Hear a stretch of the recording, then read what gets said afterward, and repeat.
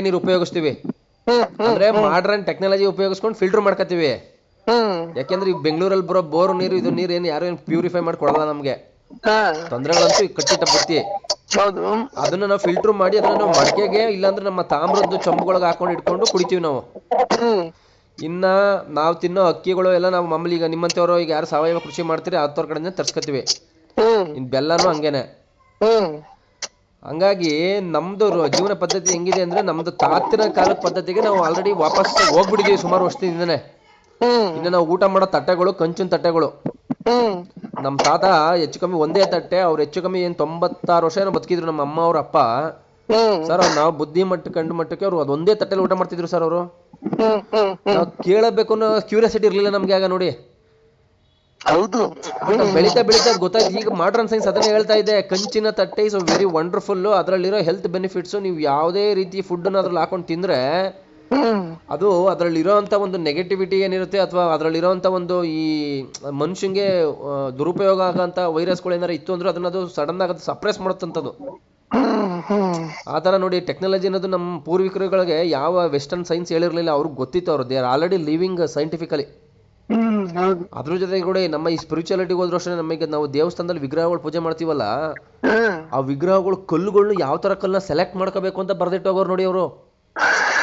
ಈಗ ನಾವು ಮಾಡೋದ್ ಏನು ಇರ್ಲಿಲ್ಲ, ಹೌದು ಅನುಸರಿಸಬೇಕಾಗಿತ್ತು ಅಷ್ಟೇ. ಅಷ್ಟೇ ಅವ್ರು ಹೇಳ್ಕೊಟ್ಟಿದ್ನ ನಾವು ಈ ಮಧ್ಯದಲ್ಲಿ ಬಂದು ಈ ಬ್ರಿಟಿಷ್ ಅವರು ಇವರೆಲ್ಲ ಬಂದು ತಲೆಗೆ ಏನೇನು ತುಂಬಿಟ್ಟು ಹೋಗ್ಬಿಟ್ರಲ್ಲ, ಅದನ್ನ ನಾವು ದೂರ ಇಟ್ಟು ಇಲ್ಲಪ್ಪ ನಮ್ಮ ಅಜ್ಜಿ ತಾತಿರು 90 ವರ್ಷ 100 ವರ್ಷ ಬದುಕಿದ್ರು, ಯಾವ ರೋಗ ಇರ್ಲಿಲ್ಲ ರುಜಿನ ಇರ್ಲಿಲ್ಲ, ಅದನ್ನ ನಾವು ಈ ಬ್ರಿಟಿಷ್ ಅವ್ರು ಹೇಳಿದ್ದನ್ನ ಆಯ್ತು ಅಂತ ಒಪ್ಕೊಂಡು ಎಷ್ಟು ಬೇಕಷ್ಟು ಉಪಯೋಗಿಸ್ಕೊಂಡು ಯಾವ್ದು ಸರಿ ಅನ್ಸುತ್ತೆ ಅದನ್ನ ಉಪಯೋಗಿಸ್ಕೊಂಡು ನಮ್ಮ ಈ ಪೂರ್ವಿಕರ ಜೊತೆಗೆ ತಾಳೆ ಮಾಡಿ ನೋಡ್ಬಿಟ್ಟು ನಾವು ಎರಡನ್ನು ಬ್ಯಾಲೆನ್ಸ್ ಮಾಡಿ ಬಳಸೋದನ್ನ ಕಲಿಬೇಕಾಯ್ತು ನಾವು. ನಾವು ಅಲ್ಲಿ ತಪ್ಪು ಮಾಡ್ಬಿಡ್ವಿ. ಎಕ್ಸಾಂಪಲ್ ಹೆಂಗೆ ಅಂದ್ರೆ ಈಗ ಮಾಡ್ರನ್ ಸೈನ್ಸ್ ಟೆಕ್ನಾಲಜಿ ಕಾರ್ನ ಒಂದು ಡೆವಲಪ್ ಮಾಡಿದ್ರು. ಈಗ ನಮ್ಮ ಹಿಂದೆ ಪೂರ್ವಿಕರ ಕಾಲದಲ್ಲಿ ಇತ್ತದು, ನಮ್ಮಲ್ಲಿ ಈಗ ಇದ್ವಲ್ಲ ನಮ್ಮ ಜಡ್ಕ ಗಾಡಿಗಳು ಎಲ್ಲ ಇದ್ವಲ್ಲ, ಎತ್ತಿನ ಗಾಡಿಗಳೆಲ್ಲ, ಹಾಗೆಲ್ಲ ಮರದ್ದು ಚಕ್ರಗಳು ಇದ್ವಲ್ಲ ಸರ್ ಅವು. ಹಂಗಂದ್ರೆ ನಮ್ಮ ಪೂರ್ವಿಕರಿಗೆ ಏನ್ ಟೈರ್ ಮಾಡೋದು ದೊಡ್ಡ ವಿಷಯ ಇರ್ಲಿಲ್ಲ. ಅವ್ರಿಗೆ ಅವ್ರ ಮನಸ್ಸು ಮಾಡಿದ್ರೆ ಅದ್ರ ಅಪ್ಪನಂತ ಅವತ್ತೇ ಮಾಡೋರು ಅವರು. ಅವ್ರಿಗೆ ಅದ್ರ ಅವಶ್ಯಕತೆ ಇರ್ಲಿಲ್ಲ. ಈಗ ನಾವು ಕಾರು ಏರೋಪ್ಲೇನ್ ಎಲ್ಲ ಮಾಡ್ಕೊಂಡಿದೀವಿ. ವೇದಮೂರ್ತಿ ತಪ್ಪದು, ಅವ್ರಿಗೆ ಅವಶ್ಯಕತೆ ಅಂತಲ್ಲ. ಒಂದ್ ನಿಮಿಷ ನಿಲ್ಸಿ ಹೇಳಿ ಸರ್.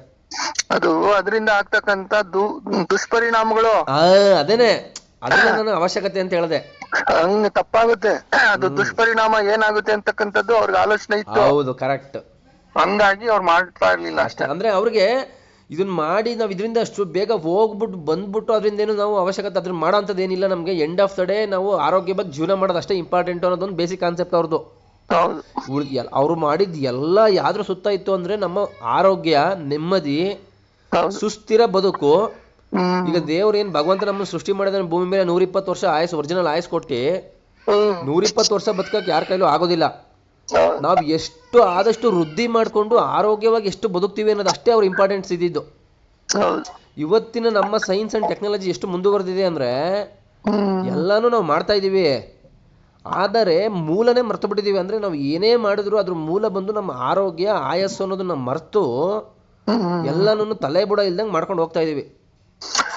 ಇಲ್ಲಿ ಆರೋಗ್ಯ ಅನ್ನೋದಕ್ಕೂ ಒಂದ್ ಅರ್ಥ ಇದೆ, ಆಯುಷ್ ಅನ್ನೋದಕ್ಕೂ ಅರ್ಥ ಇದೆ. ಹೌದು. ಆರೋಗ್ಯ ಯಾಕ್ ಬೇಕು ಅಂತ ಹೇಳಿದ್ರೆ ನಮ್ಮ ಫ್ಯಾಮಿಲಿಗಳನ್ನ ರಕ್ಷಣೆ ಮಾಡ್ಕೋಬೇಕಾಗಿದ್ರೆ ಆರೋಗ್ಯವಾಗಿರ್ಬೇಕು, ಆಯಸ್ಸು ಇರ್ಬೇಕು. ಹೌದು. ಆರೋಗ್ಯ ಅನ್ನೋ ಪದದಲ್ಲೂ ಅಷ್ಟೇ ಸರ್. ಈಗ ಆರೋಗ್ಯ ಅಂದ್ರೆ ಈ ಇವತ್ತಿನ ಮಾಡರ್ನ್ ಸೈನ್ಸ್ ಅಂಡ್ ಟೆಕ್ನಾಲಜಿ ಏನ್ ಹೇಳುತ್ತೆ ಫಿಸಿಕಲ್ ಹೆಲ್ತ್ ಅಷ್ಟೇ. ಬಟ್ ನಮ್ಮ ಭಾರತೀಯ ಪರಂಪರೆಯಲ್ಲಿ ಆರೋಗ್ಯ ಅಂತ ಅಂದ್ರೆ ಬರೀ ದೇಹ ಆರೋಗ್ಯ ಅಲ್ಲ, ಮನಸ್ಸಿನ ಆರೋಗ್ಯ, ನಮ್ಮ ಯೋಚನಾ ಶಕ್ತಿ ಆರೋಗ್ಯ. ನಾವ್ ಯಾವ ತರ ಯೋಚನೆ ಮಾಡ್ತೀವಿ ಅನ್ನೋದು ಒಂದು ಆರೋಗ್ಯನೇ. ನಾವ್ ಏನ್ ತಿನ್ಬೇಕು ತಿನ್ಬೇಡ ಅಂತ ಡಿಸೈಡ್ ಮಾಡ್ತೀವಲ್ಲ ಮೈಂಡ್ ಅಲ್ಲಿ, ಎಂಡ್ ಆಫ್ ದ ಡೇ ನಾವು ತಿನ್ಬೇಕು ಅನ್ನೋದು ಡಿಸೈಡ್ ಆಗೋದು ಮೈಂಡ್ ಅಲ್ಲೇ ಅಲ್ಲ. ಯಾಕೆಂದ್ರೆ ನಮ್ಮ ಬಾಡಿ ಏನ್ಬಿಟ್ಟು ನನ್ಗೆ ಇದನ್ನ ಕೊಡು ಅದನ್ನ ಕೊಡು ಅಂತ ಏನ್ ಕೇಳಲ್ಲ. ಅದು ಬಾಡಿ ಇಷ್ಟೇ ಹೇಳುತ್ತೆ, ನನ್ಗೆ ಹೊಟ್ಟೆ ಸಿಗ್ತಿದೆ ಊಟ ಬೇಕು ಅಂತ ಹೇಳುತ್ತೆ. ಅದಕ್ಕೆ ಫೀಡ್ ಮಾಡೋದು ನಮ್ಮ ಮೈಂಡೇನೆ. ಬಟ್ ಇವತ್ತಿನ ನಮ್ಮ ಈ ಪಂಚೇಂದ್ರಿಯಗಳಿಗೆ ಜೋತು ಬಿದ್ದಿರೋ ಅಂತ ನಮ್ಮ ಈ ಏನು ಸಂಸ್ಕೃತಿ ಇದೆ, ನಮ್ಮ ಈ ಸೈನ್ಸ್ ಅಂಡ್ ಟೆಕ್ನಾಲಜಿ ಜೊತೆ ನಮ್ಮ ಬದುಕೇನಿದೆ, ಇದು ನಾವ್ ಇವತ್ತು ನಮ್ಮ ದೇಹಕ್ಕೆ ತಿನ್ನಿಸ್ತಾ ಇರೋದು pizza, burger, Sprite, Pepsi, cocoa-Cola.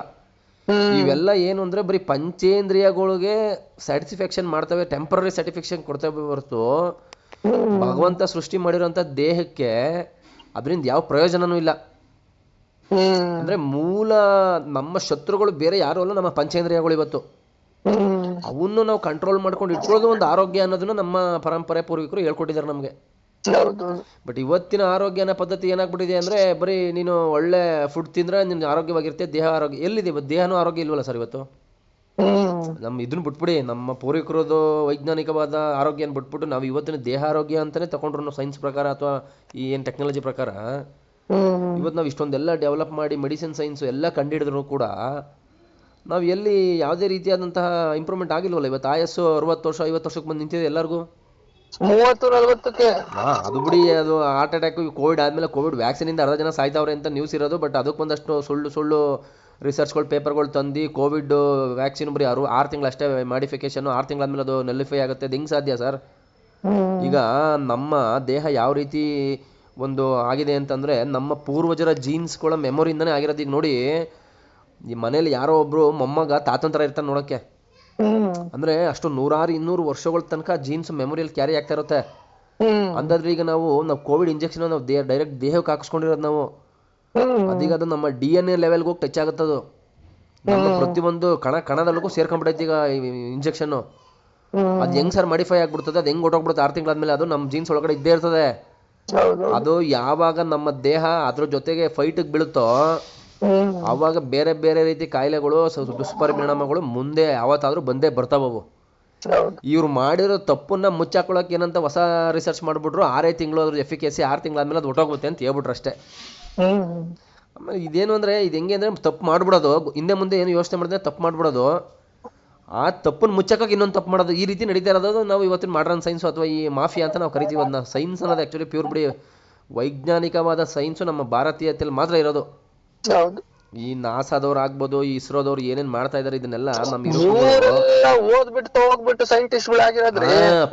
ಓದಿ ಸೈಂಟಿಸ್ಟ್ ಆಗಿರೋದು. ಬಟ್ ನಮ್ಮ ಪರಂಪರೆಯಲ್ಲಿ ಏನ್ ಹೇಳ್ತೀವಿ, ಯೂನಿವರ್ಸ್ ಅನ್ನೋದು ನಮ್ಮ ಒಳಗೆ ಇದೆ ಅಂತ ನಾವು ಹೇಳ್ತೀವಿ. ನಾವೇ ಯೂನಿವರ್ಸ್ ಒಂದು ರೂಪಾಂತರ ಆಗಿರೋದು ನಾವು. ಮನುಷ್ಯನ ದೇಹ ಏನಿದೆ ಇದು ಈ ಯೂನಿವರ್ಸ್ ಎವಲ್ಯೂಷನ್ ಪ್ರೊಸೆಸ್ ಅಲ್ಲಿ ಬೆಳೀತಾ ಬೆಳೀತಾ ಬೆಳೀತಾ ಬೆಳೀತಾ ದೇಹನ ರೂಪ ತಾಳ್ಕೊಂಡಿದೆ ಅಷ್ಟೇ. ಈಗ ನಮ್ಮನ್ನ ನಾವು ಕರೆಕ್ಟಾಗಿ ಅರತ್ಕೊಂಡ್ರೆ ನಮ್ಮ ಒಳಗೆ ಇದೆ ಯೂನಿವರ್ಸು.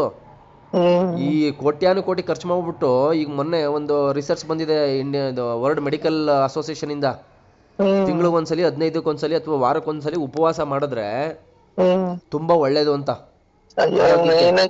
ಅಲ್ಲ ಇದೆಲ್ಲ 100 ವರ್ಷದ ದಿನಗಳನ್ನೇ ಅದನ್ನ ನಮ್ಮ ಅಜ್ಜಿ ತಾತ ನಮ್ಮ ಅಮ್ಮ ಅವರೆಲ್ಲ ದೇವ್ರ ಹೆಸರು ಹೇಳ್ಕೊಂಡು ವಾರಕ್ಕೊಂದಿನ ಅವ್ರು ಊಟ ಬಿಡ್ತಾರೆ. ನಮ್ಮ ಮಂದಿಯವ್ರ ವಾರ ಇದು, ಅದಕ್ಕೆ ನಾವು ಇವತ್ತು ಉಪವಾಸ ಮಾಡ್ತೀವಿ ದೇವ್ರಿಗೆ ಸಲ್ತದೆ ಅಂತ. ನಾವು ಬುಕ್ಕಲ್ಲೇ ಓದಿದೀವಲ್ಲಪ್ಪ, ಈಗ ನಾವು ಇವತ್ತು ಮಾಡೋದು ಏನ್ ಹೇಳ್ತೀವಿ, ಮೂಢನಂಬಿಕೆ ಅಂತ ಕರಿತೀವಿ ಅದನ್ನ. ಎಲ್ಲ ಗಾಂಧೀಜಿ ಅವ್ರ ತಾಯಿನೋ ಯಾರೋ ಹೆಂಡ್ತಿನೋ ಹೌದು ಸೂರ್ಯನ್ ನೋಡ್ದಲೇನೆ ಆಕೆ ಊಟ ತಿಂಡಿ ಮಾಡ್ತಿರ್ಲಿಲ್ಲ. ಹೌದು, ಮತ್ತೆ ಇವೆಲ್ಲಾನು ಅಲ್ಲೇನು ಗುಡ್ಸಿದೀವಿ. ಹೌದು, ಅದೇ ಹೇಳ್ತಾ ಇರೋದು. ಅಂದ್ರೆ ಅವ್ರು ಉಪಯೋಗಿಸ್ಕೊಂಡಂತ ವರ್ಡು ದೇವ್ರು ಅನ್ನೋದು. ಯಾಕೆಂದ್ರೆ ನಮ್ಮ ಭಾರತದ ಪರಂಪರೆನೇ ಹಂಗಿದೆ. ನಮ್ದು ವೈಜ್ಞಾನಿಕ ಪರಂಪರೆ ಮತ್ತೆ ನಮ್ಮ ಏನು ಒಂದು ಸಂಸ್ಕೃತಿ ಇದೆ, ದೇವರ ಒಂದು ಸಂಸ್ಕೃತಿ. ದೇವ್ರು ಅನ್ನೋದು ಮೂಢನಂಬಿಕೆ ಅಲ್ಲ, ಅದು ಒಂದು ನಂಬಿಕೆ. ಅದು ನಮ್ಮ ಪಂಚೇಂದ್ರಿಯಗಳನ್ನು, ನಮ್ಮ ಮೈಂಡನ್ನ ಒಂದು ಕಡೆ ಒಂದು ಕಟ್ಟಿಟ್ಟು ಒಂದು ಸುಸಂಸ್ಕೃತವಾಗಿ ಒಂದು ಸಾಂಸ್ಕೃತಿಕ ಜೀವನವನ್ನು ನಡೆಸೋಕ್ಕೆ ನಮ್ಮ ಈ ಪೂರ್ವಿಕರು ಕಂಡುಕೊಂಡಂತ ಒಂದು ರೂಟ್ ಅದು ಅಷ್ಟೇ. ಇವತ್ತು ಅದನ್ನು ಕೆಲವೊಂದಷ್ಟು ಜನ ಅನುಯಾಯಿಗಳು, ಬೇರೆ ಬೇರೆ ಅನುಯಾಯಿಗಳು ಅದು ಮೂಢನಂಬಿಕೆ ಅಂತ ಹೇಳ್ಕೊಂಡು ಓಡಾಡ್ತಾರೆ. ಬಟ್ ಅದ್ರ ಹಿಂದಿನ ಉದ್ದೇಶ ನಾವು ತಿಳಿಬೇಕಲ್ಲ. ನಂಬಿದ್ರೇನೆ ಹೌದು ಎಲ್ಲ ನಡೆಯೋದು. ನಂಬಿಕೆ ಇಲ್ದಲೇನೆ ಆಯ್ತಪ್ಪ ನಿಮ್ಮ ಮೇಲೆ ನಂಬಿಕೆನೇ ಇಲ್ದಲೆ ನಿನ್ನ ಹತ್ರ ಹೆಂಗ್ ಬರಕಾಗುತ್ತೆ ನಾನು? ಹೌದು ಹೌದು. ಹಂಗಾಗಿ ನಮ್ಮ ಈ ಒಂದು ಪರಂಪರೆನ ನಾವು ಅಟ್ಲೀಸ್ಟ್ ನಮ್ಮ ಮುಖಾಂತರ ನಾವು ಬದಲಾಯಿಸ್ಬೇಕು. ನಾವು ಒಂದು ಅಡಾಪ್ಟ್ ಮಾಡ್ಕೊಂಡಿರೋಂಥ ಒಂದು ಜೀವನ ಶೈಲಿನ, ಅಥವಾ ನಾವೀಗ ಅಡಾಪ್ಟ್ ಮಾಡ್ಕೊಂಡಿದೀವಿ ಅಂತ ತಕ್ಷಣ ನಾವೇ 120 ವರ್ಷ ಬದುಕ್ತೀವಿ ಅಂತ ಎಲ್ಲೂ ಗ್ಯಾರಂಟಿ ಇಲ್ಲ. ಅದು ಇನ್ನೂ ಡೀಪ್ ಆಗಿ ಹೋದ್ರೆ ಅವೆಲ್ಲ ಕರ್ಮ ಸಿದ್ಧಾಂತ, ಧರ್ಮ ಸಿದ್ಧಾಂತ ಅಂತ ಬೇರೆ ಕಡೆಗೆ ಹೋಗಿ ಕರ್ಕೊಂಡು ಹೋಗ್ತಿದೆ ನಮ್ಮ ಭಾರತೀಯ ಸೈನ್ಸು.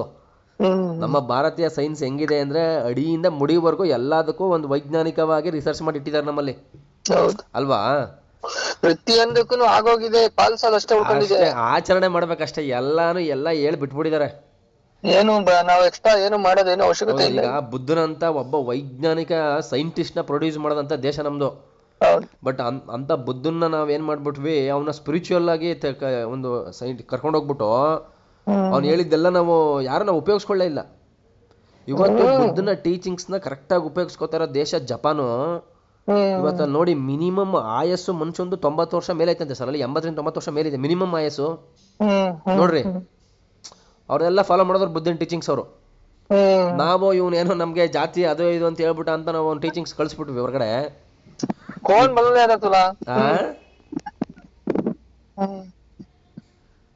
ಇಲ್ಲಿ ಹೋಮ್ ಮಿನಿಸ್ಟ್ರು, ಹಲೋ ಸರ್ ಹೇಳಿ. ಅವ್ರು ಹೋಮ್ ಮಿನಿಸ್ಟ್ರು ಅವರು ಪೊಲೀಸ್ನವ್ರ ಕೆಲಸನ ಮಾಡ್ತಿರ್ತಾರೆ. ಓಕೆ.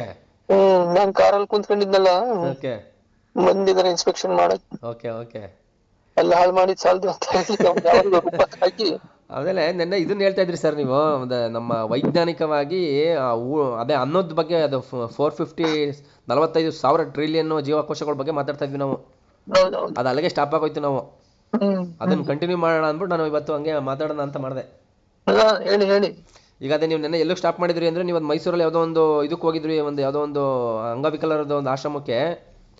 ಅಲ್ಲಿ ಮಕ್ಳುಗಳು ನೋಡಿದ್ರೆ, ಪರಿಸ್ಥಿತಿ ನೋಡಿದ್ರೆ ನಿಮ್ಗೆ ಕಣ್ಣಲ್ಲಿ ನೀರು ಬರುತ್ತೆ ಅಂತ ಹೇಳ್ತಾ ಇದ್ರಿ. ಅದು ಅದ್ರಲ್ಲಿ ಹೋದ್ಮೇಲೆ ಏನಾಯ್ತು, ಅಲ್ಲಿ ಏನ್ ಡಿಸ್ಕಷನ್ ಮಾಡಿದ್ರಿ, ಮತ್ತೆ ಆ ಉದ್ದೇಶ ಏನಿತ್ತು ಅದೊಂಚೂರು ಹೇಳಿ ಸರ್. ಏನು ಅಂತ ಹೇಳಿದ್ರೆ, ಈಗ ಯಾವ್ದೋ ಒಂದು ಲ್ಯಾಪ್ಟಾಪ್ ತಗೋಬೇಕಾಗಿತ್ತು. ಅಲ್ಲಿ ಜೊತೆನಲ್ಲಿ ಸ್ವಲ್ಪ ಯಾರಿಗೋ ಒಂದು ಭೇಟಿ ಆಗಕ್ ಹೋಗಿದ್ವಲ್ಲ, ಟೈಮ್ ಸಿಕ್ತು. ಓಕೆ. ಟೈಮ್ ಸಿಕ್ಕಿದಾಗ ಅರ್ಧ ಗಂಟೆ ಟೈಮ್ ಸಿಕ್ತಲ್ಲ, 1 ಗಂಟೆ. ಅವಾಗ ಆ ಶಾಲೆಗೆ ಹೋದೆ. ಓಕೆ. ಶಾಲೆಗೆ ಹೋದಾಗ ಅದ್ರದ್ದೆಲ್ಲನೂ ಹೇಗಿತ್ತು, ನಾವೆಲ್ಲಾನು ಪ್ರಚಾರ ಮಾಡ್ತಿದ್ವಲ್ಲ ಆ ವಿಷಯದ ಬಗ್ಗೆ ಅವಾಗ 10 ದಿವಸದಿಂದ. ಹಂಗಾಗಿ ಭೇಟಿ ಇಟ್ಟೆ ಅಲ್ಲಿ ನಾನು ಅಷ್ಟೇ. ಓಕೆ. ಅಂಗವಿಕಲ ಅಂದ್ರೆ ಯಾವ ತರ, ಅವರು ಹುಟ್ಟದಾಗ್ಲೇ ಅಂಗವಿಕಲರ ಅಥವಾ ಹುಟ್ಟದ ಮೇಲೆ ಬಂದಿರೋಂಥದ್ದು? ಅದು ಹುಟ್ಟಿನಿಂದನೇ ಬಂದಿದೆ, ಅದನ್ನೇನ್ ಬದಲಾಯಿಸಕ್ ಆಗಲ್ಲ ಅಂತ ಏನಿಲ್ಲ. ಹೌದು. ಇನ್ಸ್ಟ್ರಕ್ಷನ್ಸ್ ಗಳು ಅವ್ರು ನೋಡಿ, ಅವ್ರೆಲ್ಲಾನು ಒಂದು 10-12 ಜನ ಇದ್ರು ಮೇಡಮ್ ದಿರು. ಕೆಲವು ಸೂಚನೆ ಸಲಹೆಗಳು ಕೊಟ್ಟು ಬಂದಿದ್ದೆ. ಅಟ್ಲೀಸ್ಟ್ ಒಂದ್ ಕಾಲ್ ಮಾಡಿಲ್ಲ, ವಾಟ್ಸ್ಆಪ್ ಅಲ್ಲಿ ಇನ್ಫಾರ್ಮೇಶನ್ ಕಳ್ಸಿಲ್ಲ. ಹೌದು. ನಮ್ಮ ಉದ್ದೇಶ ಏನಿತ್ತು ಅಂದ್ರೆ ಕನ್ನೇರಿ ಮಠದ ಒಂದು ಸಮಸ್ಯೆ ಸರ್. ಇವತ್ತಿನ ಇದ್ರಲ್ಲಿ ಏನಾಗಿದೆ ಅಂದ್ರೆ, ಎಲ್ಲಾರು ಸಮಸ್ಯೆಗಳ ಬಗ್ಗೆ ಮಾತಾಡ್ತಾರೆ, ಮತ್ತೆ ಎಲ್ಲಾರನ್ನು ಸಾಲ ಹೆಲ್ಪ್ ಮಾಡಿ ಅಂತ ಕೇಳ್ತಾರೆ.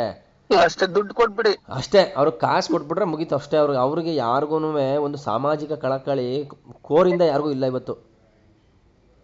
ಅವರು ಏನೋ ಒಂದು ಅವ್ರದ್ದೊಂದು ಏನೋ ಒಂದು ಉದ್ದೇಶ ಇರ್ತದೆ, ಆ ಉದ್ದೇಶನ ಪೂರೈಸ್ಕೊಳ್ಳೋಕೋಸ್ಕರ ಇವೆಲ್ಲ ಮಾಡ್ತಾ ಇದಾರೆ. ಬಿಟ್ರೆ ನಿಜವಾದ ಸಾಮಾಜಿಕ ಕಳಕಳಿ ಇರೋಂಥ ವ್ಯಕ್ತಿಗಳು ಇವತ್ತು ಯಾವ ಮಠದಲ್ಲೂ, ಈಗ ಮಠದಲ್ಲಿ ನಾವು ಸ್ವಾಮೀಜಿಗಳು ಅಂತ ಹೇಳ್ತೀವಲ್ಲ ಸೋಕಾಲ್ಡು, ಎಷ್ಟು ಜನ ನಿಜವಾದ ಇವರೆಲ್ಲ ಈ ಕೆಲಸಗಳನ್ನ ನಮ್ಮ ಭಾರತೀಯ ಪರಂಪರೆಯಲ್ಲಿ ಈ ಸಾಮಾಜಿಗಳು ಏನು ಸನ್ಯಾಸಿಗಳು ಇದಾರಲ್ಲ, ಅವ್ರ ಕೆಲಸ ಇದು ಸರ್. ಇದು ಆರೋಗ್ಯವಾಗ್ಬೋದು, ಸ್ಪಿರಿಚುಯಾಲಿಟಿ, ಧರ್ಮ, ಕರ್ಮ, ಮತ್ತೆ ನಿಷ್ಠೆ, ಸತ್ಯ, ಅರ್ಥ, ಕಾಮ, ಮೋಕ್ಷ, ಈ ದಾರಿಗಳ ಮುಖಾಂತರ ಮತ್ತೆ ಇವನ್ನೆಲ್ಲ ಅವರು ಜನಗಳಿಗೆ ರೀಚ್ ಮಾಡಿಸ್ಬೇಕು. ನಾನ್ ನೋಡಿದ ಮಟ್ಟಕ್ಕೆ ಈ ಕೆಲಸ ಮಾಡ್ತಿರೋ 1-2-3 ಜನ ಅಷ್ಟೇ. ನಮ್ಮ ಅದೃಶ್ಯ ಕಾಡಸಿದ್ದೇಶ್ವರ ಸ್ವಾಮಿಗಳು ಅಂತ ಒಬ್ರವ್ರೆ, ಅವ್ರು ನೋಡಿ ಸರ್, ಅವ್ರು ಬಾರಿ, ನಾನು ಅವ್ರ ಫ್ಯಾನ್ ಅಂತ ಅನ್ಕೋಬೋದು. ನಾನು ಫ್ಯಾನ್ ಅಂತ ಕರ್ಕೊಳ್ಳೋದು ಯಾರು, ಬಟ್ ಆದ್ರೂ ಈಗ ನಮ್ಗೆ ನೋಡಿ ಒಬ್ಬ ಮನುಷ್ಯನ ಒಂದು ಮನಸ್ಥಿತಿ ನಮ್ಗೆ ಅರ್ಥ ಆದಾಗ ಅಂಥವ್ರ ಮೇಲೆ ನಮ್ಗೆ ಪ್ರೀತಿ ಜಾಸ್ತಿ ಆಗುತ್ತೆ. ಈ ಕಾಡಸಿದ್ದೇಶ್ವರ ಸ್ವಾಮಿಗಳ ಮೇಲೆ ನಂಗೆ ಭಾರಿ ಅಭಿಮಾನ. ನಾನು ಅದ್ಬಿಟ್ಟು ನೋಡಿ, ನಿಮ್ ಜೊತೆ ನಾನು ಮಾತಾಡಿದ್ದು ತುಂಬಾ ಕಡಿಮೆ, 1-2 ಸಲ ಮಾತಾಡಿದ್ದು. ಏನೋ ನಿಮ್ ಜೊತೆ ಮಾತಾಡಿ ಎಕ್ಸ್ಚೇಂಜ್ ಮಾಡ್ಕೊಂಡ್ರೆ ನಮ್ಮ ವಿಚಾರಧಾರೆನ, ಅದ್ರಲ್ಲಿ ಏನೋ ಒಂದು ಖುಷಿ. ಈಗ ನಾವು ಸಮಾಜ ಬದಲಾಯಿಸಕ್ಕಂತೂ ಆಗಲ್ಲ, ನಾವು ಬದಲಾಗಿದೀವಿ. ನಮ್ಮ ಮುಖಾಂತರ ಇನ್ನೊಂದು 4 ಜನಕ್ಕೆ ಈ ವಿಷಯ ಮುಟ್ಟಿಸ್ಬೇಕು. ವೇದಮೂರ್ತಿ, ಇದು ಹೆಂಗೆ ಅಂದ್ರೆ, ಇಲ್ಲಿ ಸಮಾಜ ಬದಲಾಯಿಸೋದು ಅಂತ ಹೇಳಿದ್ರೆ, ಇಲ್ಲಿ ಮಕ್ಕಳು ಮುಂದಿನ ಪೀಳಿಗೆ ಕರೆಕ್ಟ್, ಅದನ್ನ ಆಲೋಚನೆ ಮಾಡ್ಬೇಕೆ ವಿನಃ ನಾವು ಇವ್ರು ಅಯೋಗ್ಯರಿಗೆಲ್ಲ ಕಟ್ಕೊಂಡೀಗ ಏನ್ ಮಾಡೋಣ, ಏನು ಮಾಡ್ಸಲ್ಲ. ಈ ರಾಜಕೀಯ ವ್ಯಕ್ತಿಗಳು, ಈ ಮಠದ ಸ್ವಾಮಿಗಳು, ಇವರೆಲ್ಲ ಕಟ್ಕೊಂಡು ಯಾವ ಪಿಕ್ಚರು ತೆಗಿಯಕ್ಕಾಗಲ್ಲ ನಾವು. ಆಮೇಲೆ ನೋಡಿ, ಈಗ ಕೆಲವರು ನಮ್ಮಲ್ಲಿ ಒಂದು ಮೂಢನಂಬಿಕೆ ಇದೆ. ಏನು ಅಂದ್ರೆ, ಈ ಭಗವದ್ಗೀತೆ ಇವನ್ನೆಲ್ಲ ಓದಿಸ್ಬಿಟ್ರೆ ಸನ್ಯಾಸಿಗಳಾಗ್ಬೇಕು, ಮಕ್ಕಳುಗಳು ಮನೆ ಬಿಟ್ಟು ಹೊರಟೋಯ್ತಾರ, ಈ ತರ ಒಂದು ಮೂಢನಂಬಿಕೆ ಹಬ್ಬಿಸ್ಬಿಟ್ಟವ್ರೆ. ಆಕ್ಚುಲಿ ಹೇಳ್ಬೇಕು ಅಂದ್ರೆ, ನಮ್ಮ ಭಾರತೀಯ ಸಂಸ್ಕೃತಿನಲ್ಲಿ ನಮ್ಮ ಏನ್ ಗೃಹಸ್ಥಾಶ್ರಮ ಇದೆ, ಈ ಗೃಹಸ್ಥಾಶ್ರಮದಷ್ಟು ರಿಚ್ ಅಂಡ್ ಗೃಹಸ್ಥಾಶ್ರಮದಷ್ಟು ಅತ್ಯಂತ ಹೈಯೆಸ್ಟ್ ಇದು ಗೃಹಸ್ಥಾಶ್ರಮ ಸರ್. ಇದು ವೃದ್ಧಾಶ್ರಮ ಅಥವಾ ವಾನಪ್ರಸ್ಥ, ಮತ್ತೆ ಈ ನಮ್ಮ ಯುವಕರದ್ದೇನು ಬರುತ್ತೆ ನಮ್ಗೆ, ಅದು ಬ್ರಹ್ಮಚಾರಿ ಆಶ್ರಮ ಎಲ್ಲ ಇದಾವಲ್ಲ ಇವು. ಈ ಎಲ್ಲ ಆಶ್ರಮಗಳಿಗಿಂತ ಈ ನಮ್ಮ ಗೃಹಸ್ಥಾಶ್ರಮ ಇದಕ್ಕೆ ಜಾಸ್ತಿ ಶ್ರೇಯಸ್ಕರವಾದಂತಹ ಒಂದು ಧರ್ಮ ಪುಣ್ಯ ಒಲಿತದೆ ಇದಕ್ಕೆ. ಆಮೇಲೆ ಇದಕ್ಕೇನೆ ದೇವತೆಗಳು, ದೇವತೆಗಳು ಏನು ನಮ್ಮ ಈ ಭೂಮಿ ಅಥವಾ ಈ ನಮ್ಮ ಸೆಲೆಸ್ಟಿಯಲ್ ಪ್ಲೇನ್ ಏನಿದೆ, ಇದಕ್ಕಿಂತ ಮೇಲ್ಗಡೆ ಹೈಯರ್ ಲೋಕದಲ್ಲಿ ವಾಸವಾಗಿರೋಂಥ ಜೀವಿಗಳು ಏನಿದ್ದಾರೆ, ನಾವು ಅವ್ರನ್ನೇ ದೇವರುಗಳು ಅಂತ ಕರೆಯೋದು. ಆ ದೇವತೆಗಳು ಕೂಡ ಆಶೀರ್ವಾದ ಕೊಡ್ತಾರೆ, ಮತ್ತೆ ಸಪೋರ್ಟ್ಗೆ ಬಂದು ನಿಲ್ತಾರೆ ಸರ್. ಖಂಡಿತ. ಯಾರಿಗೆ ಅಂದ್ರೆ ಯಾರೋ ಒಂದು ಸಂಸ್ಕೃತವಾಗಿ ಸುಸಂಸ್ಕೃತವಾದ ಗೃಹಸ್ಥಾಶ್ರಮ ಜೀವನವನ್ನು ನಡೆಸ್ತಾ ಇದ್ದಾನೆ ಅಂತ. ಅಂದ್ರೆ ಈ ಗೃಹಸ್ಥಾಶ್ರಮದ ಜೀವನದ ಒಂದು ಉದ್ದೇಶ ಏನು ಅಂದ್ರೆ, ನಾವು ಮಾದರಿಯಾಗಿ ಬದುಕ್ಬೇಕು, ನಾವು ದುಡಿದು ನಮ್ ಹೆಂಡತಿ ಮಕ್ಕಳನ್ನ ಸಾಕಿ ಅದರಲ್ಲಿ ಉಳಿದ್ರೆ ಅದರಲ್ಲಿ ಒಂದಷ್ಟು ನಾವು ಸಾಮಾಜಿಕವಾಗಿ ಒಂದಷ್ಟು ನಾವು ಖರ್ಚು ಮಾಡ್ಬೇಕು. ನಿನ್ ಕೈಲಿ ಖರ್ಚು ಮಾಡೋಷ್ಟು ನಿನಗೆ ಸಿಗ್ಲೇ ಇಲ್ಲ ಅಂತ ಕಾಲಕ್ಕೆ ನಿನ್ ತಿಳಿದಿರೋ ವಿಚಾರಧಾರೆಗಳನ್ನ ನೀನು ತಲುಪಿಸ್ಬೇಕು ಸಮಾಜಕ್ಕೆ. ಇದು ಗೃಹಸ್ಥಾಶ್ರಮನ ಇದು. ಸನ್ಯಾಸಿದೇನು ಅವ್ನು ಪೂರ್ತಿ ಇದೆ ಕೆಲಸ, ಅವ್ನಿಗೆ ಹೆಂಡತಿ ಮಕ್ಕಳು ಏನೂ ಇಲ್ಲ, ಅವನಿಗೆ ಅವನು ಪೂರ್ತಿ ಅವನು ಸಮಾಜ ಉದ್ಧಾರಕ್ಕೋಸ್ಕರನೇ ಮಾಡ್ಬೇಕು. ಎಲ್ಲಿ ಮಾಡ್ತಾವ್ರು ಇವತ್ತು? ನಮ್ಮ ಈ ಬಾಲಾಶ್ರಮದ್ದೇನು, ಅಲ್ಲಿ ಮಕ್ಕಳನ್ನ ಒಂದು ಒಳ್ಳೆ ಗುರುಕುಲ ಪದ್ಧತಿನಲ್ಲಿ ಓದಿಸಿ ಅದರಲ್ಲಿ ಇಂಡಿವಿಜುವಲ್ ಆಗಿ ಒಬ್ಬೊಬ್ಬಂಗೆ ಒಂದೊಂದು ಏರಿಯಾದಲ್ಲಿ ಇಂಟ್ರೆಸ್ಟ್ ಇರುತ್ತೆ. ಅವನಿಗೆ ಇಂಟ್ರೆಸ್ಟ್ ಇರೋ ಏರಿಯಾದನ್ನ ನಾವು ಕಂಡಿಡ್ದು ಅದರಲ್ಲಿ ಅವನಿಗೆ ಪ್ರೋತ್ಸಾಹ ಮಾಡಿ ಅದರಲ್ಲಿ ಒಂದಷ್ಟು ಏನೋ ಒಂದು ಸಾಧನೆ ಮಾಡಕ್ಕೆ ನಾವು ಅವನಿಗೆ ಅವಕಾಶ ಕೊಡಬೇಕು ಸಮಾಜದಲ್ಲಿ. ಅವನಿಗೆ ದುಡ್ಡಿನ ಸಮಸ್ಯೆ ಆದ್ರೆ ಸಮಾಜದಲ್ಲಿ ಎಲ್ಲರೂ ಸಪೋರ್ಟ್ ಮಾಡಿ ನಿಂತು ನಾವು ಅವನಿಗೆ ಸಹಾಯ ಮಾಡಬೇಕು. ಆ ಪದ್ಧತಿ ನಮ್ಮ ಈ ಸ್ವಸಹಾಯ ಪದ್ಧತಿ ಕೋಆಪರೇಟಿವ್ ಸೊಸೈಟಿ ಸಿಸ್ಟಮ್ ಬಂದೈತಲ್ಲ ಈಗ, ಅದ್ರ ಮೂಲ ಉದ್ದೇಶ ಅದೇನೆ. ಇವತ್ತು ಅದೆಲ್ಲಿದೆ? ಇವತ್ತು ಇಂಟೆಲಿಜೆಂಟ್ ಇರೋರು ಪಾಪ ಎಜುಕೇಶನ್ ಸಿಗ್ತಾ ಇಲ್ಲ, ಏನು ತಲೆ ಇಲ್ದಿರೋರಿಗೆ ರಿಸರ್ವೇಶನ್ ಸಿಸ್ಟಮ್ ಆ ಸಿಸ್ಟಮ್ ಅಂತ ಮಾಡ್ಕೊಂಡು ಕರ್ಕೊಂಡು ಮೇಲ್ ಕೂರ್ಸ್ಕೊಂಡು ಅವ್ರ ತಾವ್ ನಾವು ಆಳಿಸ್ಕೊತಾ ಇದೀವಿ. ಹೌದು.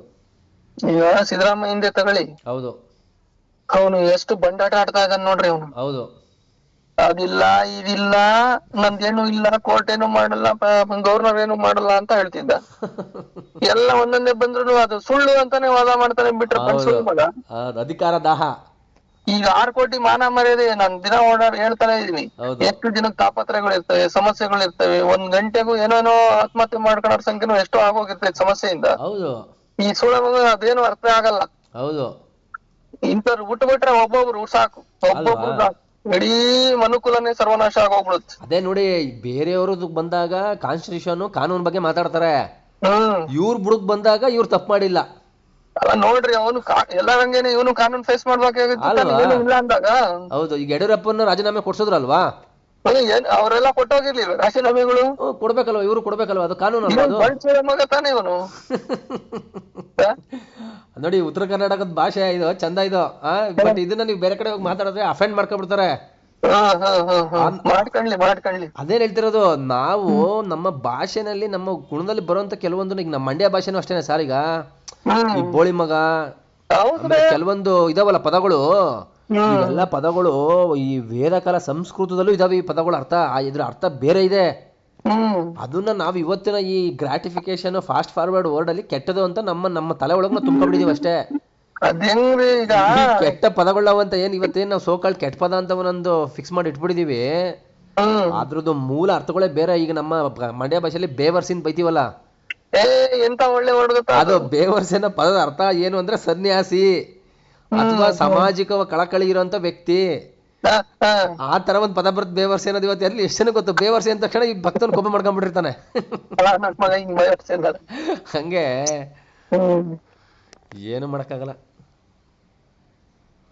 ಇವ್ರು ನೋಡಿ, ಇವ್ರ ವ್ಯವಸ್ಥೆ ಈ ಸಾಮಾಜಿಕ ಇದ್ರಲ್ಲಿ ಏನು ಮಾಡಕ್ಕಾಗಲ್ಲ ಸರ್. ಈಗ ಏನು ಅಂದ್ರೆ, ನಾವು ಈ ಒಂದು ಸಾಮಾಜಿಕ ವ್ಯವಸ್ಥೆಯಲ್ಲಿ ಎಲ್ಲ ಸಮಸ್ಯೆಗಳ ಮೂಲ ನಾವೇ, ಮನುಷ್ಯರು. ಈಗ ಸಿದ್ದರಾಮಯ್ಯ ಓಟ್ ಹಾಕಿ ಸಿಎಂ ಮಾಡಿರೋರು ಯಾರು? ನಾವೇ ತಾನೆ. ಎಲ್ಲದಕ್ಕೂ ಮೂಲ ಕಾರಣನೇ ನಾವೇ ಅಲ್ವೇನ್ ಸ್ವಾಮಿ? ಹೌದು. ಈಗ ಪರಿಸರ ಹಾಳು ಮಾಡ್ತಾರೆ ಯಾರು? ನಾವೇ. ನಮ್ ಮನೆಗಳು ಹಾಳು ಮಾಡ್ತಾರ ಯಾರು? ನಾವೇ. ನಮ್ ಮನೆಗಿರೋರೇನೆ ಹಾಳು ಮಾಡ್ತಾರೆ. ನಮ್ಮನ್ನ ನಾವು ಸರಿ ಮಾಡ್ಕೊಳ್ಳೋದ ಹೊರತು ನಾವು ಸಿದ್ದರಾಮಯ್ಯ ಬೈದ್ರೆ ಏನು ಉಪಯೋಗ ಇಲ್ಲ. ಏನು ಯಾಕೆಂದ್ರೆ ಈಗ ಹಿಂಗಲ್ಲ ಮೂರ್ತಿ, ಈಗ ಕೆಲವರು ತಿಳುವಳಿಕೆಗಳಿಂದ ಇನ್ನು ಮೇಲಕ್ಕೆ ಎದ್ದೇ ಇರಲ್ಲ. ಹೌದು. ಇನ್ನು ಎಷ್ಟೋ ಜನ ಕಾಂಗ್ರೆಸ್ ಸಂಸ್ಕೃತಿನೇ ಹಿಡ್ಕೊಂಡು ಅದೇ ಬೇಕು ಅನ್ಕೊಂಡು ಹೋಗ್ತಾ ಇದ್ರೆ, ಹಿಂದೂಗಳ ಮರಣ ಹೋಮ ನಡೀತಾ ಹೋಗ್ತಾ ಇರ್ತೈತೆ. ಹೌದು. ಅತ್ಯಾಚಾರಗಳು ಮಾಡಿ ಫ್ರಿಡ್ಜ್ ಅಲ್ಲಿ ತುಂಬಿರ್ತಕ್ಕಂಥದ್ದು ನೋಡ್ಬಿಟ್ಟಿದೀವಿ. ಇವ್ರ ದುಷ್ಟತನ ಕ್ರೂರತನ ಎಲ್ಲ ನೋಡಿದೀವಲ್ವಾ? ಹೌದು, ಹೌದು. ಅಷ್ಟ್ ನೋಡಿದ್ರು ನಾವ್ ಎಚ್ಚೆತ್ಕೊಂಡ್ಲಿಲ್ಲ ಅಂದ್ರೆ ಇದಕ್ಕೆಲ್ಲ ಮೂಲ ಕಾರಣ ಇಲ್ಲ. ಇವಾಗ ನೋಡಿ, ಇದೆಲ್ಲ ನಮ್ಮ 60 ವರ್ಷದಿಂದ ಇರ್ಲಿಲ್ಲ ನಮ್ಮ ದೇಶದಲ್ಲಿ. ಇವು ಯಾವ ಇರ್ಲಿಲ್ಲ. ಇವು 60 ವರ್ಷದ ಇಷ್ಟೇ. ನಮ್ ತಾತನೇ ಹೇಳೋರು ಯಾವಾಗ್ಲೂ. ನಮ್ ತಾತ ನಾನು ಬೆಂಗ್ಳೂರ್ಗೆ ಹೋಗ್ತೀನಿ ಕೆಲ್ಸಕ್ಕೆ ಅಂದ್ರೆ, ಏನ್ ಮಾಡಕ್ ಹೋಯ್ತಿ ಮಗ, ಜಮೀನ್ ಐತೆ ಸಾಕ್, ಇದ್ರಲ್ಲಿ ಎಷ್ಟಾಗುತ್ತೆ ಅಷ್ಟು ಗೈಕೊಂಡು ಆರಾಮಾಗಿ ನೆಮ್ಮದಿಯಾಗಿ ಆರೋಗ್ಯವಾಗಿರೋ, ಅಲ್ಲಿ ಹೋಗಿ ಮಾಡೋದೇನ್ ನೀನು, ಕಾಸು ತಗೊಂಡು ಏನ್ ಮಾಡಿ ಅನ್ನೋರು. ಆಮೇಲೆ ನಾನು ಓದ್ಬಿಟ್ಟು ಇಂಜಿನಿಯರಿಂಗ್ ಓದಿಲ್ಲ, ಚೆನ್ನಾಗಿ ಮಾರ್ಕ್ಸ್ ತೆಗ್ದೆಲ್ಲ ಚೆನ್ನಾಗಿ ಬಂದ್ಮೇಲೂ ನಾನು ಬೆಂಗಳೂರು ಕೆಲಸ ಸಿಕ್ಕೆಲ್ಲ ಸೇರ್ಕೊಂಡ್ಮೇಲೆ ಒಳ್ಳೆ ಸಂಪಾದನೆ ಮಾಡಕ್ ಸ್ಟಾರ್ಟ್ ಮಾಡಿದ್ಮೇಲೂ ಹ್ಮ್ ಆಯ್ತಪ್ಪ ನೀನ್ ಸಂಪಾದನೆ ಮಾಡಕ್ ಸ್ಟಾರ್ಟ್ ಮಾಡ್ತಾ ಒಳ್ಳೇದು, ಅದ್ರೊಳಗೆ ಜಮೀನ್ ತಗೋ, ಹ್ಮ್ ನೀನ್ ತಮ್ಮನ್ ಮಾತ್ರ ಬೆಂಗಳೂರು ಕರ್ಕೊಬೇಡ, ಅವ್ನು ಇಲ್ಲೇ ಇರ್ಲಿ, ಊರಲ್ಲೊಬ್ಬ ಗೇಯಕ್ ಬೇಕು, ಜಮೀನಲ್ಲಿ ಗೇಯಕ್ ಒಬ್ಬ ಬೇಕು ಅನ್ನೋರು.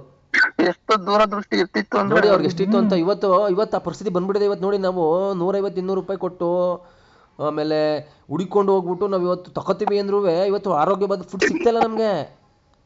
ಏನೋ ಯಾವ್ದೋ ಒಂದು ಅದೃಷ್ಟ ನೀವು ನಮ್ಗೆ ಕನೆಕ್ಟ್ ಆದ್ರಿ, ನಿಮ್ಮ ಮುಖಾಂತರ ರೈಸ್ ಸಿಗ್ತೈತೆ, ಆಮೇಲೆ ಮಂಡ್ಯದಲ್ಲಿ ಒಂದಷ್ಟು ಜನ ಹಿಂಗೆ, ಯಾರು ಒಂದಷ್ಟು ಜನ ಪರಿಚಯ, ಅವ್ರ ಕಡೆ ಬೆಲ್ಲ ತತ್ತೀವಿ, ಮತ್ತೆ ಈಗ ತುಪ್ಪ ಎಲ್ಲಾನು ಬೇರೆ ಬೇರೆ ಕಡೆ ಹಿಂಗೆ ಎಲ್ಲೆಲ್ಲೋ ಸೋರ್ಸ್ ಮಾಡ್ಕೊಂಡು ತತ್ತಾರ ನಾವು.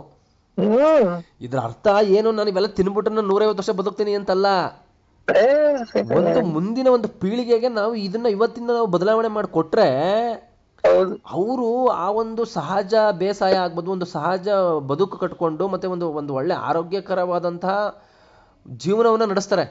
ಯಾಕೆಂದ್ರೆ ಈ ಹುಟ್ಟು ಸಾವು ಅನ್ನೋದು ಆಲ್ರೆಡಿ ಕರ್ಮ ಸಿದ್ಧಾಂತದ ಪ್ರಕಾರ ಹೋದ್ರೆ ಅದು ಆಲ್ರೆಡಿ ಪ್ರೀ ರಿಟರ್ನ್.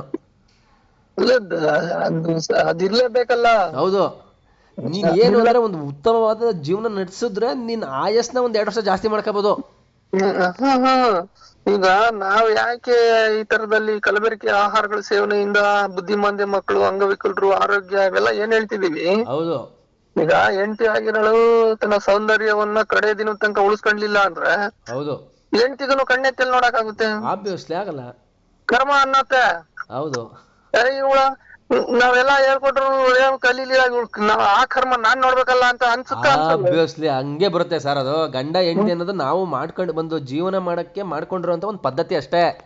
ಆಗ್ಲಿ ಆರೋಗ್ಯವಾಗಿ, ದೈಹಿಕವಾಗಿ ಆರೋಗ್ಯ, ಬಾಹ್ಯ ಸೌಂದರ್ಯ ಎಲ್ಲ ಕಾಪಾಡ್ಕೊಳ್ಬೇಕು ತಾನೆ ಅವರು. ಹೌದು ಹೌದು ಹೌದು, ಏನು ಇಲ್ಲ ಅಂದ್ರೆ ಮತ್ತೆ ತಿನ್ನೋದು, ಮಲಗೋದು, ತಿನ್ನೋದು, ಟಿವಿ ನೋಡೋದಾಯ್ತು ಅಂದ್ರೆ ಹೌದು. ಆಗ ನಮ್ಗೆ ಬಂದ್ಬಿಡುತ್ತೆ ಮನಸ್ಸಿಗೆ, ನಾನು ಎಷ್ಟು ಒದ್ದಾಡ್ದೆ, ನಾನು ಸಮಾಜ ಬದಲಾಯಿಸಕ್ ಟ್ರೈ ಮಾಡ್ದೆ, ನಮ್ ಮನೆಯವೇ ನಮ್ ಮಾತ್ ಕೇಳಲಿಲ್ವಲ್ಲ, ಇವು ಬಿಡು ಅವ್ರ ಕರ್ಮ ಇತ್ತು ಅನ್ಭವಿಸ್ಬೇಕು ಅನ್ಭವಿಸ್ತೇನೆ. ಮನೆಯವ್ರು ಕೇಳಲಿ ಬಿಡ್ಲಿ, ಹೌದು, ಪರಿಪಾಲನೆ ನಾವ್ ಮಾಡ್ತಲೇ ಹೋಗ್ಬೇಕಲ್ಲ. ಸತ್ಯ ಕಂಡ್ಕೊಂಡ್ಮೇಲೆ, ಹೌದು, ಸತ್ಯವನ್ನ ನಾವು ಕಂಡಿಡ್ಕೊಂಡ್ಮೇಲೆ ನಾವು ಅದನ್ನ ಪರಿಪಾಲನೆ ಮಾಡದ್ದೇ ಮುಖ್ಯ ವಿಚಾರ. ಬಿಟ್ರೆ ನೀವು ಮಾಡ್ದಲ್ಲೇ ಇದ್ರು ಪಂಚೇಂದ್ರಿಗಳು ನಮ್ದು ಆಟೋಮೆಟಿಕ್ ಆಗಿ ಎಳ್ಕೊಂಡು ಹೋಗ್ಬಿಡ್ತಾವ, ಅವು ಕೆಲಸ ಎಳ್ಕೊಂಡು ಹೋಗೋದಲ್ಲ ಅವು ಆಗ್ಬಿಡುತ್ತೆ.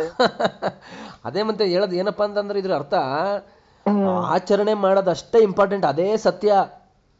ಅದನ್ನ ಬಿಟ್ಬಿಟ್ಟು ನೀನ್ ಯಾವ ಫಿಲಾಸಫಿ ಓದಿ ಯಾವ ಬುದ್ಧನ ಬಗ್ಗೆ ತಿಳ್ಕೊಂಡು ನೀನ್ ಏನೇ ಕಲ್ತ್ರೂ ಉಪಯೋಗ ಇಲ್ಲ. ಅಲ್ಲ, ಪ್ರತಿಯೊಬ್ಬರಿಗೂ ಭಗವಂತನು ಸಹ ಪಾಲಿಸ್ಲೇಬೇಕು ನಿಯಮಗಳನ್ನ. ಹೌದು, ಅಂತ ಭಗವಂತ, ಈಗ ಭಗವಂತನು ನಿಯಮ ಪಾಲಿಸ್ಲಿಲ್ಲ ಅಂತ ಹೇಳಿದ್ರೆ ಭಗವಂತ ಅವನು ಹೆಚ್ಚಿಗೆ ಕಾಲ ಉಳಿಯಕ್ಕಾಗಲ್ಲ. ಅದ್ ನಿಜ. ಅದು ಇದೆಯಪ್ಪ ಎಲ್ಲ ಪರಿಸ್ಥಿತಿ. ಹೌದು ಸರ್. ಅದೇ ಏನು ಅಂದ್ರೆ ಒಟ್ಟಿನಲ್ಲಿ ಎಲ್ಲದಕ್ಕೂ ಮೂಲ ಬಂದು ನಾವು ಮನುಷ್ಯ ಅನ್ನೋ ಪ್ರಾಣಿ.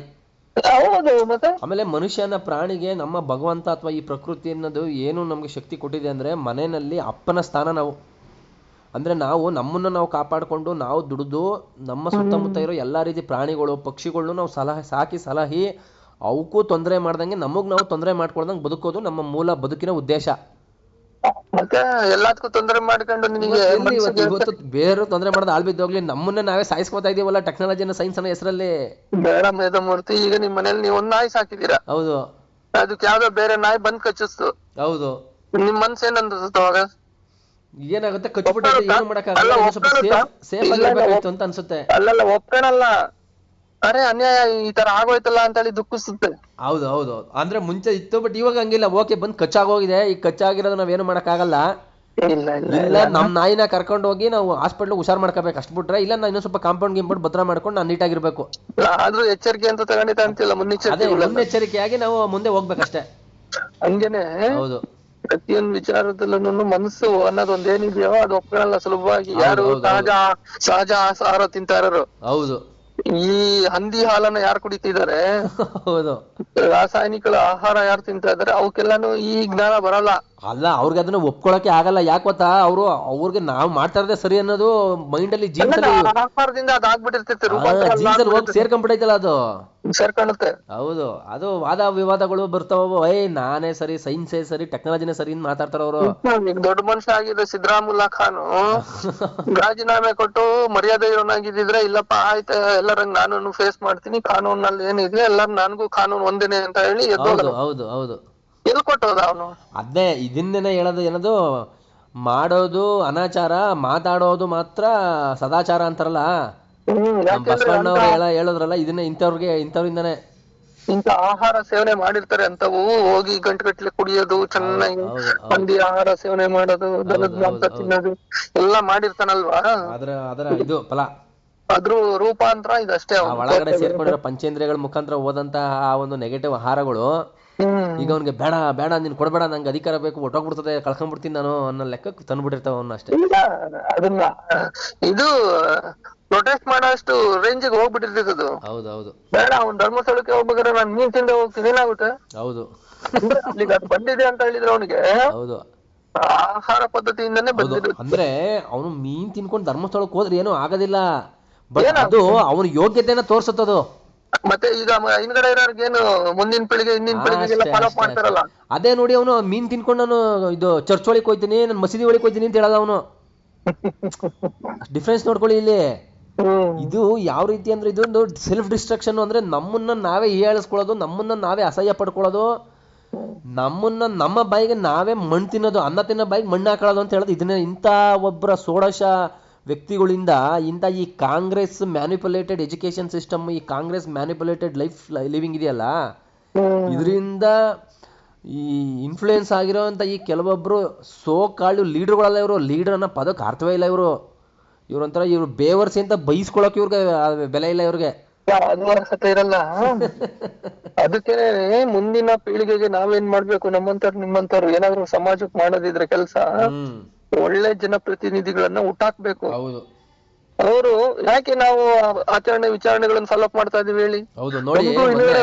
ಫಾಲೋ ಮಾಡೋರಿರ್ತಾರೆ ನಮ್ಗೆ, ಹೌದು, ನೋಡ್ತಾ ಇರ್ತಾರೆ, ಯಾರೋ ಗೊತ್ತಿರಲ್ಲ ನಮ್ಗೆ.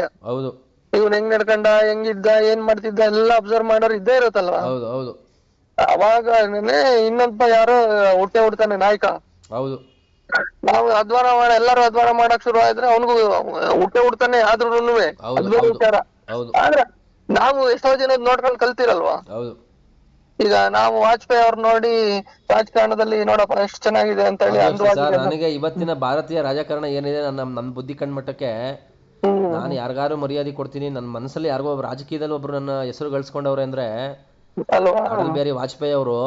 ಮತ್ತೆ ನಮ್ಮ ಕೇರ್ಪೇಟೆಲ್ MLA ಆಗಿದ್ರು ಕೊತ್ಮಾನಹಳ್ಳಿ ಕೃಷ್ಣ ಅಂತ ಸ್ಪೀಕರ್ ಆಗಿದ್ರು, ನಿಮ್ಗೆ ಗೊತ್ತಿರಬೇಕು. ಅವರು ಗಾಂಧಿವಾದಿಗಳು. ಅವ್ರ ಮೇಲೆ ನಂಗೆ ಭಾರಿ ಅಭಿಮಾನ. ಅವರು ಅಷ್ಟೆಲ್ಲ ಇದ್ರು ಸರ್, KSRTC ಕೆಂಪಸಲ್ಲಿ ಓಡಾಡೋರು ಸರ್ ಅವರು. ಅದು ರಾಜಕೀಯ, ನಿಜವಾದ ರಾಜಕೀಯ. ರಾಜಕೀಯ ಅಂದ್ರೆ ಸಮಾಜ ಸೇವೆಯನ್ನ ಮಾಡ್ಕೊಂಡು ನನ್ನ ಇಷ್ಟಗಳನ್ನ ನೆರವೇರಿಸ್ಕೊಂಡು ಎಷ್ಟು ಪರ್ಸೆಂಟ್, ಒಂದ್ 5% ನೆರವೇರಿಸ್ಕೋಬಹುದು. ಏನಿಲ್ಲ, ಸಿಂಪಲ್. ರಾಜಕೀಯ ಅಂದ್ರೆ ಏನ್ ಗೊತ್ತಾ, ನಿನ್ ಹೆಂಡತಿ ಮಕ್ಳನ್ನು ಚೆನ್ನಾಗಿ ನೋಡ್ಕೋ. ನಿನ್ ಹೆಂಡತಿ ಮಕ್ಳು ತರಾನೇ ಸಮಾಜನು ನಿನ್ನ ಫ್ಯಾಮಿಲಿ, ನಿನ್ನ ಮೊದಲನೇ ಫ್ಯಾಮಿಲಿನೇ ಅದು. ನೀನ್ ರಾಜಕೀಯಕ್ಕೆ ಬಂದಾಗ ಏನಾಗುತ್ತೆ, ಸಮಾಜ ನಿನ್ ಮೊದಲನೇ ಫ್ಯಾಮಿಲಿ, ಹೆಂಡತಿ ಮಕ್ಳು, ಆಮೇಲೆ ನಿನ್ ಸ್ವಂತ ಹೆಂಡತಿ ಮಕ್ಳು. ನೀನು ನಿನ್ನ ಸಮಾಜವನ್ನ ಚೆನ್ನಾಗಿ ನಿನ್ ಸ್ವಂತ ಹೆಂಡತಿ ಮಕ್ಳಿಗಿಂತ ಜಾಸ್ತಿ ಪ್ರೀತಿಯಿಂದ ನೋಡ್ಕೊಂಡು ಸಾಕೊಂಡ್ರೆ ನಿನ್ನ ಹೆಂಡತಿ ಮಕ್ಳು ನಿನ್ನ ನೋಡ್ಕೋತಾರೆ ಚೆನ್ನಾಗಿ. ಇದು ನಮ್ಮ ರಾಜಕೀಯ ಸಾಮಾಜಿಕ ಸಂದೇಶ. ಇದನ್ನೇನೆ ನಮ್ಮ ಹಿಂದಿನ ಕಾಲದಲ್ಲಿ ರಾಜರುಗಳು ಇವರೆಲ್ಲ ಕೆಲವೊಂದಷ್ಟು ಧರ್ಮಾತ್ಮ ರಾಜರುಗಳು ಫಾಲೋ ಮಾಡೋರು. ನಮ್ಮ ಮೈಸೂರು ಪ್ರಾಂತ್ಯದ ರಾಜರುಗಳು ಇದನ್ನ ಮಾಡೋರು, ಇದನ್ನ ಎಲ್ಲರೂ ಮಾಡಿದ್ದಾರೆ ಸರ್. ಇವತ್ತಿನ ಇದ್ರಲ್ಲಿ ಅದನ್ನೇ ಗೋಲ್ಡನ್ ಏಜ್ ಅಂತ ಕರಿತಾ ಇದ್ದಿದ್ ನಾವು. ಸರ್ ಈಗ ಅದು ಆಚರಿಸ್ಲಿಲ್ಲ ಅಂತ ಹೇಳಿದ್ರೆ 30 ವರ್ಷ ಆಯಸ್ ಏನಕ್ ಬಂತ ಹೇಳ್ರಿ. ಮತ್ತೆ ಹಂಗೇನೆ ಆ ಧರ್ಮವಾಗಿ ಯಾರು ಬದುಕ್ತಾರೋ ಅರ್ಥ ಧರ್ಮ ಕಾಮ ಮೋಕ್ಷಗಳನ್ನ ಎಲ್ಲಾನು 4 ಬ್ಯಾಲೆನ್ಸ್ ಮಾಡ್ಕೊಂಡು ಈಗ ನೋಡ್ರಿ, ಈ ಕಾಮನ ಅರ್ಥನೇ ಅಥವಾ ಸೆಕ್ಸ್, ಕಾಮನಕ್ಕೆ ಡಿಫ್ರೆಂಟ್ ಅರ್ಥನೇ ಇದೆ ಬಿಡಿ. ಕಾಮ ಅಂದ್ರೆ ಅದು ಆಕ್ಚುಲಿ ಕೆಲಸ ಮಾಡು, ವೀರ್ಯ ಅಂದ್ರೆ ಶಕ್ತಿ ಅಂತ ಅರ್ಥ. ಇವತ್ತು ವೀರ್ಯ ಅಂದ್ರೆ ಸ್ಪರ್ಮ್ ಅಂತ ನಾವು ತಂದಿಟ್ಬಿಟ್ಟಿದೀವಿ ಮಾಡರ್ನ್ ಸೈನ್ಸ್ ಅಲ್ಲಿ, ಆಯ್ತಾ. ಆ ಒಂದು ಏನಿದೆ ಸೆಕ್ಸ್ ಅನ್ನೋದು ಏನಿದೆ ಅದು ತಪ್ಪಲ್ಲ. ಅದು ಆಕ್ಚುಲಿ ಅದನ್ನ ತಪ್ಪು ಅನ್ನೋ ಒಂದು ಭಾವನೆ ನಮ್ಮ ಭಾರತದಲ್ಲಿ ಬಂದ್ರೆ ಅದು ಒಂದು ಗೀಳು. ಸೆಕ್ಸ್ ಅನ್ನೋದು ಒಂದು ಪ್ಯೂರೆಸ್ಟ್ ಫಾರ್ಮ್ ಆಫ್ ಯೂನಿವರ್ಸಲ್ ಒಂದು ಸಬ್ಸ್ಟಿಟ್ಯೂಟ್. ಅದು ಸೃಷ್ಟಿಯ ಒಂದು ಮೂಲ ಸಂಕೇತನೇ ಅದಲ್ವಾ ಸರ್. ಗಂಡು ಹೆಣ್ಣು ಸೇರಿದ್ರೆ ತಾನೆ ಇನ್ನೊಂದು ಜೀವಕ್ಕೆ ನಾವು ಇವಾಗ ಇಟ್ಕೊಡೋಂಥದ್ದು. ಅದನ್ನ ನಾವು ಅದಕ್ಕೋಸ್ಕರ ಇಟ್ಕೋಬೇಕು. ಬಟ್ ಇವತ್ತು ಅದೇನಾಗ್ಬಿಟ್ಟಿದೆ, ಅದು ಶೋಕಿ ಮೆಟೀರಿಯಲ್ ಆಗಿ ಹೋಗಿದೆ. ತಿಂದು ತಿಂದು ತಿಂದು ಏಳು ಎಕಡೆ ಎಲ್ಲಾನು ಈ ಒಂದ್ ರೀತಿ ಹೆಂಗಾಗ್ಬಿಟ್ಟಿದೆ. ಅದನ್ನ ಒಂದು ಏನ್ ಹೇಳ್ತಾರ ಅದಕ್ಕೆ, ಈ ಎಂಜಾಯ್ಮೆಂಟ್ ಮೆಟೀರಿಯಲ್ ಹೇಳ್ತೀವಲ್ಲ, ಭೋಗದ ವಸ್ತು ಮಾಡ್ಕೊಂಡ್ಬಿಟ್ಟಿದೀವಿ ಅದನ್ನ. ಸೆಕ್ಸ್ ಅನ್ನೋದು, ಕಾಮ ಅನ್ನೋದು ಒಂದು ಪ್ಯೂರೆಸ್ಟ್ ಫಾರ್ಮ್. ಅದು ವಾಣಿಜ್ಯ ಉದ್ದೇಶ ಆಗೋಯ್ತದ ಇವತ್ತು. ಇದು ನಮ್ಮ ಒಂದು ಸಮಾಜ ಇವತ್ತು ಆಗಿರೋದು. ಏನು ಮಾಡಕ್ಕಾಗಲ್ಲ ಸರ್. ಈಗ ಹಿಂಗ ಆಮೇಲೆ ಅದು ಈ ಕಡೆ ವಾಣಿಜ್ಯ ಉದ್ದೇಶ ಮಾಡಕ್ ಇಂಡೈರೆಕ್ಟ್ ಆಗಿ ಕೊಡ್ತಾ ಇರೋದು ಈ ಸರ್ಕಾರಗಳೇ ಸೋಕಾಳು. ಅಲ್ಲ ಅವೆಲ್ಲ ಅಂದು ಹಿಂದ್ಗಡೆದೇನೆ ಪಾತ್ರ ಇರೋದೇನೆ ಇವ್ರದೇ. ಹೌದು, ಈಗ ಎಣ್ಣೆ ಮಾರಿಸ್ತಾ ಇರೋರು ಇವರು. ಈಗ ನಾನು ಮೊನ್ನೆ ಹಿಂಗೆ ಒಂದು ಮಾತಾಡ್ತಾ ಇದ್ದೆ, ದರ್ಶನ್ದು ಕೇಸ್ ಆಗೈತಲ್ಲ ಇದು, ಇದ್ರ ಮೂಲ ಏವನ್ನು ಹುಡಿಕೊಂಡು ಹೋದ್ರೆ ಸಿದ್ದರಾಮಯ್ಯ ಮತ್ತೆ ಅಬಕಾರಿ ಸಚಿವ ಆಯ್ತಾನೆ ಅಲ್ವಾ? ಆ ತಯಾರು ಮಾಡೋರಿಗೆ ಪರ್ಮಿಷನ್ ಕೊಟ್ಟಿರೋದು ಇವರೇ ತಾನೆ. ಅಂದ್ರೆ ನಾನು ಹೇಳ್ತಾರೆ ಇವತ್ತಿನ ಪ್ರೆಸೆಂಟ್ಗೆ ಹಳೆ, ಈಗ ಕೆಲವರು ಇದನ್ನ ವಾದ ಮಾಡ್ತಾರೆ ಕಾಂಗ್ರೆಸ್ ಇದ್ದಾಗಿತ್ತು ಇದು ಬಂದಾಗಿತ್ತು ಅಂತೆಲ್ಲ ಹೇಳ್ತಾರೆ. ಇವತ್ತು ಪ್ರೆಸೆಂಟ್ಗೆ ಅಂತ ನಾವು ಯೋಚನೆ ಮಾಡಿದ್ರೆ A1 A2 ಬಂದು ಅಬಕಾರಿ ಸಚಿವ ಸಿದ್ದರಾಮಯ್ಯ, ಆಮೇಲೆ ಇವನು ಅಬಕಾರಿ ಇಲಾಖೆಯಲ್ಲಿ ಕೆಲಸ ಮಾಡ್ತಾರೆ ಅಧಿಕಾರಿಗಳು, ಅವ್ನು ಯಾವ ಬಾರಲ್ಲಿ ಎಣ್ಣೆ ತಗೊಂಡೋಗಿ ಕುಡ್ದ ಅವನು, ಅದಾದ್ಮೇಲೆ ಅವ್ನು ತಯಾರು ಮಾಡ್ತಾ ಇರೋನು, ಆಮೇಲೆ ದರ್ಶನ್ ಬರ್ತಾನೆ, ಆಮೇಲೆ ಅವ್ನು ಚೇಳಗಳು ಬರ್ತಾರೆ ಹೊರತು ಇವ್ನು ಪಾಪ ಅವ್ನು ಕುಡಿದ್ಬಿಟ್ಟು ಹೊಡೆದ್ಬಿಟ್ಟ ಅಂದ ತಕ್ಷಣನೇ ಅವನು ಜೈಲಿಗೆ ತಗೊಂಡೋಗಿ ಹಾಕಿದ್ರೆ ಇದು ಇವ್ರ ಕಾನೂನು ಹಿಂಗೆ ವರ್ಕ್ ಆಗೋದಿಲ್ಲ. ನಿಜವಾದ ಕಾನೂನು ನಾನು ಹೇಳಿದ್ರೆ ಹಿಂಗೆ ವರ್ಕ್ ಆಗೋದು. ಆ ಕರ್ಮಕ್ಕೆ ಎಲ್ಲಾರು, ಆ ಪಾಪ ಕರ್ಮಕ್ಕೆ ಎಲ್ಲಾರು ಅಕೌಂಟ್ಗೆ ಹೋಗೋದು ಹೋಗಿ ಸೆಟ್ಲ್ ಆಗೇ ಆಗುತ್ತದು. ಈಗ ಅದೊಂದು ಸತ್ತೈತಲ್ಲ ಜೀವ, ಆ ಜೀವ ಅದು ನೋವು ಮಾಡ್ಕೊಂಡು ಎಷ್ಟು ನೋವು ತಿಂದು ಸತ್ತಿರ್ತದದು. ಆ ಜೀವದ್ದು ಈಗ ಕರ್ಮದ ತಟ್ಟಬೇಕಲ್ಲ ಅದು. ಅದು ತಪ್ಪು ಮಾಡಿರ್ಬೋದು, ಆ ಒಬ್ಬ ವ್ಯಕ್ತಿ ಯಾರೋ ಇದ್ದಾನೆ, ಅವ್ನು ರೇಣುಕಾ ಸ್ವಾಮಿ ಸಮಥಿಂಗ್ ಎಲ್ಸು, ಅವ್ನು ತಪ್ಪು ಮಾಡಿದಾನೆ. ಬಟ್ ಆ ತಪ್ಪಿಗೆ ಬೇರೆ ಶಿಕ್ಷೆಗಳು ಇದ್ವಲ್ಲ, ಸಾಯಿಸೋ ಶಿಕ್ಷೆನ ಯಾವ ಕಾನೂನು ಹೇಳಲ್ವಲ್ಲ, ನಿಮ್ ಕಾನೂನು ಹೇಳಲ್ವಲ್ಲ ಇವತ್ತು. ಮತ್ತೆ ಇವನೋಗಿ ಕುಡಿದ್ಬಿಟ್ಟು ಸಾಯಿಸ್ತಾ ಅಂದ್ರೆ, ಈಗ ಅವ್ನು ಹೇಳ್ತಾನೆ ಏನೋ ಗೊತ್ತಿಲ್ಲ ಅಡ್ಗೆ ಅಂದ್ರೆ ಕುಡಿದಿದ್ದ ನೆಶಲ್ ಮಾಡ್ಬಿಟ್ಟೆ ಅಂತ ಅವ್ನು ಒಪ್ಕೊಂಡ್ರು ಕೂಡ, ಅಲ್ಲಿಗೆ ಅವನು ಬೇಕು ಅಂತ ಅವ್ನು ಸಾಯಿಸ್ಬೇಕು ಅನ್ನೋ ಉದ್ದೇಶ ಇಟ್ಕೊಂಡು ಹೋಗಿರ್ಲಿಲ್ವಲ್ಲ ಅವನು, ಅಲ್ಲಿಗೆ ಅವನಿಗೂ ಕರ್ಮ ಸೇರ್ಕೊಳ್ಳಲ್ಲ ಅದು. ಅವನಿಗೆ ಸಾಯಿಸ್ಬೇಕು ಅನ್ನೋ ಉದ್ದೇಶ ಇರಲಿಲ್ಲ, ಕುಡ್ದಿದ್ದ ನೆಶಲೇನೋ ಮಾಡ್ದ ಅಂತ ಅಂದಾಗ ಆ ಕರ್ಮ ನೆಕ್ಸ್ಟ್ ಲೆವೆಲ್ ಹುಡಿಕೊಂಡು ಹೋಗುತ್ತದು.